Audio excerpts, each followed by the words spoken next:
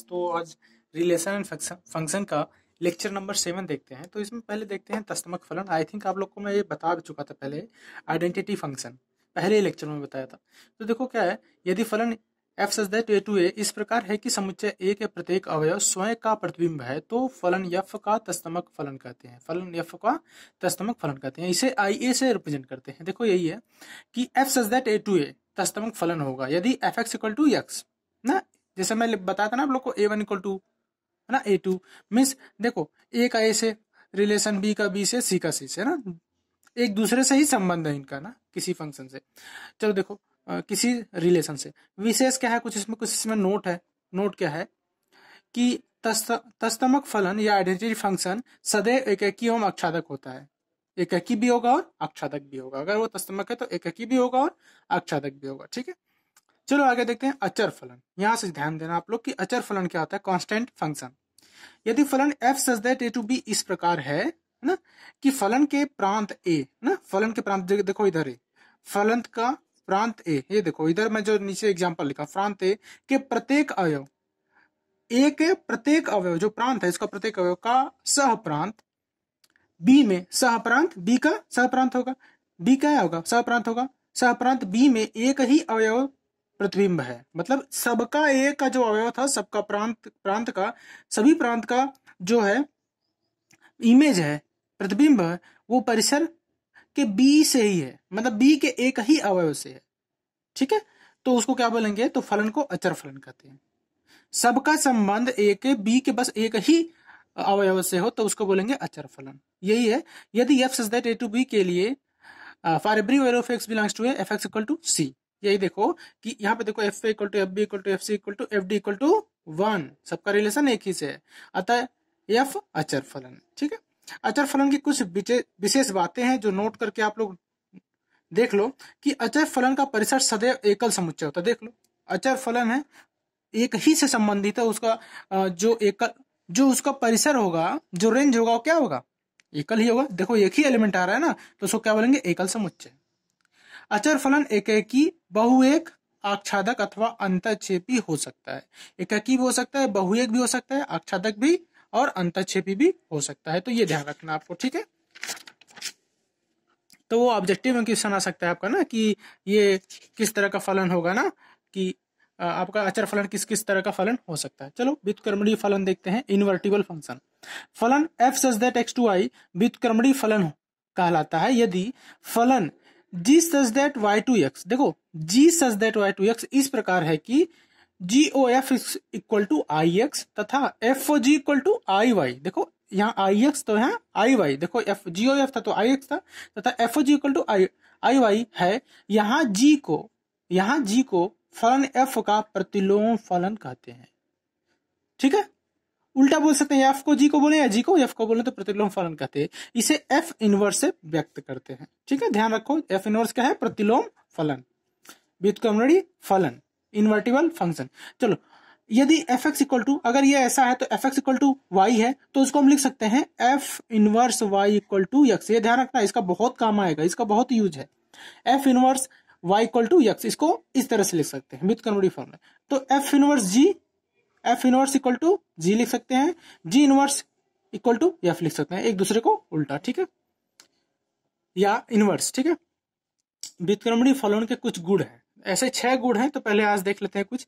यदि f such that a to b एकेकी एवं अक्षादक है ना, f such that a to b एकेकी भी और अक्षादक है, तो f का प्रतिलोम फलन f inverse b to a, देखो इसका उल्टा f inverse b to a ना, inverse f inverse b to a भी इधर आ गया, अद्वितीय फलन है। इसको हमें क्या करना है, सिद्ध करना। पहले ये तो होता है, अब इसको सिद्ध करते हैं। देखो प्रमाण में देखते हैं, f such that a to b एकेकी अक्षादक है, ये तो हमें दिया है ना। तो मान लिया f के दो प्रतिलोम फलन इस प्रकार है कि g such that b to a एवं h such that b to a। ठीक है, दो हम क्या मान लिए, प्रतिलोम फलन मान लिए।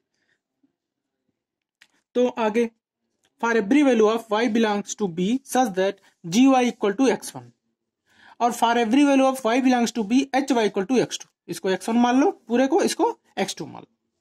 और क्या है कि x1 x2 जो है बिलोंग्स टू a है ना, कोई सेट है उसके बिलोंग्स कर रहा है a से। ठीक है, a के बिलोंग से।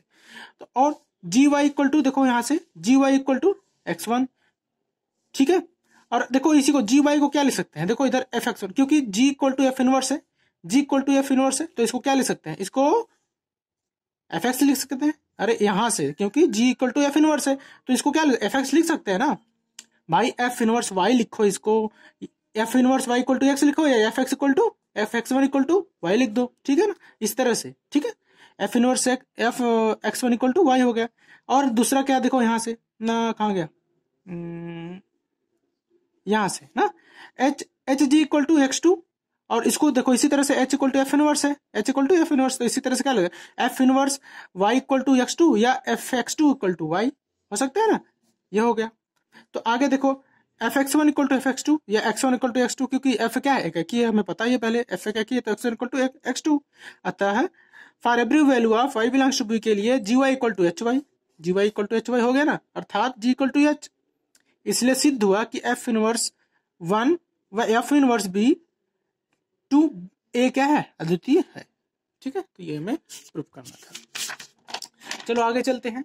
दूसरा हमें प्रूफ करना है, क्या है दूसरा, कि यदि F such that A to B एकाकी एवं अक्षादक फलन है ना, तो F inverse B to A भी एकाकी अक्षादक है, ठीक है। उसका थोड़ा सा बिहेवियर अलग, ठीक है। चलो इसको देखते हैं कि F such that A to B एकाकी अक्षादक है, हमें दिया है, तो एफ का प्रतिलोम फलन F inverse B to A भी सापेक्ष मान लिया कि y1 y2 belongs to B इस प्रकार है कि F inverse y1 equal to x1, तो इसको क्या लिख सकते हैं, देखो ये इसको पलट दो, है ना। अच्छा एक चीज और भी है कि F Y two equal to X two, है ना, ठीक है, वहां से। और F one Y F inverse Y equal to X one है, तो F X one equal to क्या हो जाएगा, वाई वन। देखो यहाँ पे एक गलती हो गई है, आई थिंक यहाँ पे एफ इनवर्स, नहीं नहीं नहीं, ये ठीक है ठीक है ठीक है ठीक है, कोई दिक्कत नहीं है, ठीक है, F Y two equal to X two है, ठीक है। अच्छा देखो इसी तरह से वाई टू का है, F inverse Y two equal to X two है, तो इसको क्या लिख सकते हैं, F X two equal to Y two लिख सकते हैं ना। ये देखो इक्वेशन वन, ये इक्वेशन टू, देखो F inverse Y one equal to X one है, इसी तरह से F Y two equal to X two है, ठीक है। यहाँ पे इनवर्स रहेगा, सॉरी यहाँ पे इनवर्स रहेगा, ठीक है। F inverse Y two equal to X two for every value of X one X two belongs to A. अब देखो ये पिछला वाला मेथड लगा देंगे कि F inverse Y one equal to X one हो जाएगा, या एफ एक्स वन, ये एक्स वन इधर आ गया तो F X one equal to Y one, F inverse Y two equal to X two है तो क्या हो जाएगा, F X two equal to Y two, ठीक है। इसको एक वन मान लो, इसको टू मान लो, ठीक है। आई थिंक समझ में आ गया आपको। अब देखो आगे मान लिया F inverse Y one equal to F inverse Y two, ठीक है।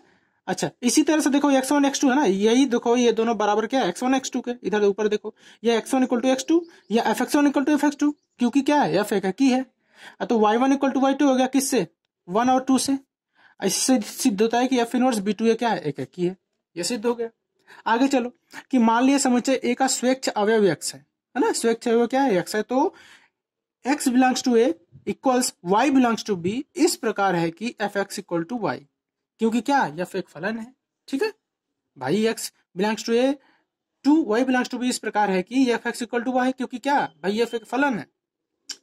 वाई बिलोंग्स टू बी इस प्रकार है कि F inverse Y equals X, हो सकता है ना भाई, ये इसको उधर कर दो भाई, ये हो गया, क्यों, एफ इनवर्स एफ का प्रतिलोम फलन है, ये तो इजी है, आपको समझ में आया होगा। अतः for every value of X belongs to A के लिए वाई बिलोंग्स टू बी इस प्रकार है कि F inverse Y equal to X, है ना, यहीं से F inverse Y equal to X, इसलिए एफ इनवर्स क्या है, अक्षादक भी है, ठीक है। अर्थात एफ जो है एकाकी भी है और एकाकी अक्षादक है, तो एफ इनवर्स भी क्या होगा, एकाकी और अक्षादक। ये ध्यान रखो कि एफ दिया है एकाकी अक्षादक, तो एफ इनवर्स भी क्या होगा, एकाकी और अक्षादक होगा। चलो ठीक है, तीसरा देखते हैं, तीसरा इसका गुण क्या है। देखो थर्ड क्या है कि यदि F such that A to B G such that B to C एकाकी अक्षादक फलन है, तो G O F inverse O G inverse बराबर होगा। ये ऐसे इसको प्रूव करना है। तो देखो प्रमाण कैसे करते हैं, आप लोग को पता है, अभी हम लोग कल की क्लास में देखे थे, F such that A to B G such that B to C है, तो भाई क्या लिख सकते हैं, देखो ए से सी में फंक्शन बताना होता है, क्या बोलेंगे, देखो बी टू बी है, ए टू बी टू सी, तो इसको क्या लिख सकते हैं, जीओ एफ, है ना। ए टू सी में रिलेशन क्या हो जाएगा, जीओ एफ का, ये क्या बता रहे हैं, एककी अक्षादक है, तो GOF A2C लिख सकते हैं ना इसको। देखो यही इसी से तो निकल के आया यार, देखो ध्यान से, GOF A2C एककी अक्षादक है। अब इसको क्या लिख सकते हैं, GOF इनवर्स C, देखो C को इधर ला दिया तो GOF such that C to A, एक फलन अस्तित्व में है, हो सकता है ना, है। पुनः F such that A to B, F such that A to B यहां से, और G inverse B to C, देखो भाई इसको लिख सकते हैं ना, G inverse B to C एककी अक्षादक है, कोई दिक्कत, लिख सकते हैं ना, G inverse B to C क्या है, अक्षादक है ना। और F inverse B to A, अब इसको उल्टा में कर दिया, F inverse B to A क्या है, क्या है ये, अच्छा एक चीज और है, यहाँ G इनवर्स नहीं होगा, G such that B to C एककी अक्षादक है। दूसरी चीज यहाँ पे देखो, यहाँ से ये, अब यहाँ पे चलते हैं, देखो इसको क्या लिख सकते हैं, अगर B इधर ले लेते F, जैसे F inverse B to A और G inverse C to B क्या है, एककी अक्षादक है, समझ में आ रहा है ना, एककी अक्षादक है। अब ये देखो इसको FOG लिख सकते थे ना, तो क्या हो जाएगा, F इनवर्स OG इनवर्स, यहां से F inverse OG inverse C to A फलन अस्तित्व में है, होगा कि नहीं, यहां से भाई इन दोनों को मिला के, इन दोनों को मिला के C टू A क्या है, अस्तित्व में है। अब C टू A देखना है ना, क्या है, अस्तित्व में है। अब मान लिया x belongs to A, y belongs to B, z belongs to C, इस प्रकार है कि fx equal to y, gy equal to z। अब GOF equal to f of x equal to gy, देखो भाई GOF इसको क्या लिख सकते हैं, g ऑफ fx, और fx क्या है, y है, fx के इक्वल टू क्या है, देखो भाई fx इक्वल टू y है कि नहीं, fx इक्वल टू y, तो यहाँ पे y रख दो, gy, तो gy की वैल्यू क्या है, z, तो z हो गया है।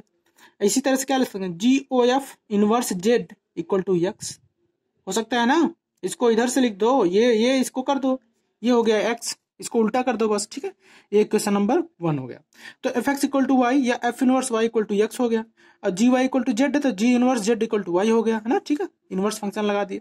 अब देखो f inverse OG inverse z ना equals f inverse g inverse z, लिख सकते हैं ना इसको अलग अलग करके, g inverse z equal to, अब देखो ये क्या हो गया, y हो गया, पूरा क्या हो गया, g इनवर्स z क्या हो गया, y हो गया, ये देखो ये यहाँ से y हो गया, तो f inverse y equal to x हो गया। इसको इक्वेशन नंबर फर्स्ट, देखो ये फर्स्ट था और ये सेकंड आ गया, for every value z belongs to C के लिए। अब एक दो का तुलना कर दो, देखो ये भी x के बराबर, ये भी x के बराबर, तो GOF inverse equal to f inverse OG inverse हो गया। Thank you. तो बाकी कल देखते हैं हम लेक्चर, थैंक यू।